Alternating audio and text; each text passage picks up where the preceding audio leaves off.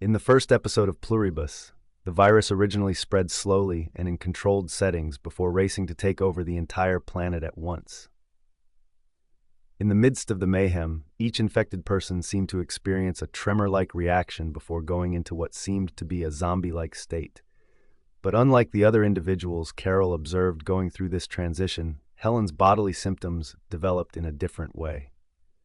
Before her strength failed and she dropped her phone, Helen stopped still. Then she tumbled hard backward onto the ground. She didn't start convulsing like the other sick people until then. Carol saw other people exhibiting the same trembling symptoms while standing in place as she hurried to attempt to get Helen aid.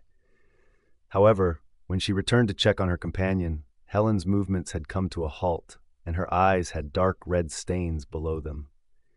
She then seemed to have a glimmer of clarity, grinning at Carol before dying away.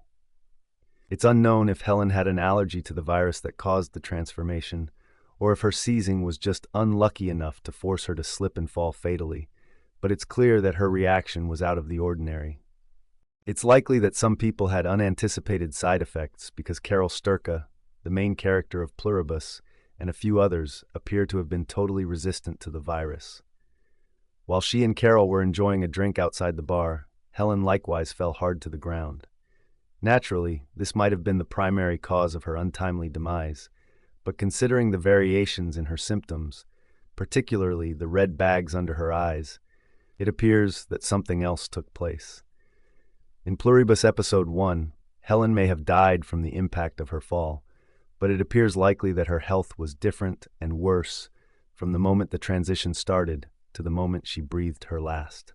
In Pluribus, a worldwide virus has transformed the populace into a hive mind full of joyful, smiling zombies, changing the planet forever. However, not everyone survived this transformation, including Carol's cherished girlfriend Helen. The sci-fi dystopian series from the makers of Better Call Saul and Breaking Bad is already receiving great reviews after just 2 episodes on Apple TV. The series' most notable hero thus far is Rhea Seehorn's Carol Sturka, who, in contrast to her fellow survivors, has no one remaining to assist her in understanding the end of the world. Carol lost Helen, the person who meant the most to her, but her classmates throughout the world have friends and family who support them as they adjust to this new environment. Thank you for watching. Please subscribe.